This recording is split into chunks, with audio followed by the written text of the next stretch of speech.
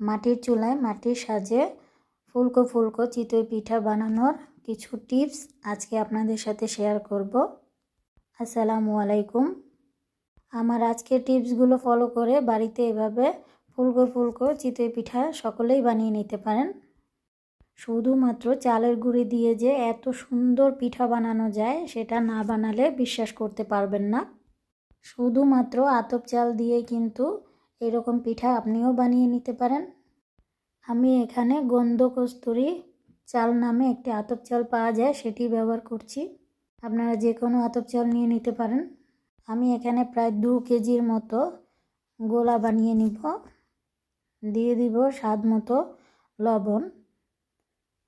এবার হাতের সাহায্যে ভালো করে পানি দিয়ে অল্প অল্প পানি দিয়ে এখানে মিক্স করে নিব। এবার দিয়ে দিচ্ছি খাবার সোডা হাফ চা চামচের মতো, দিয়ে আবারও ভালো করে মাখিয়ে নিয়ে একটা সাইডে রেস্টে রেখে দেবো 5 মিনিটের মতো।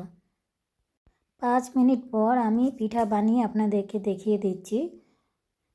আমি এখানে আপনাদেরকে সম্পূর্ণ ভিডিওটা দেখিয়ে দিব পিঠাটা দেওয়ার পর কতক্ষণ পর আমি তুলে নিচ্ছি এবং কীরকম ফুলকো হয়েছে।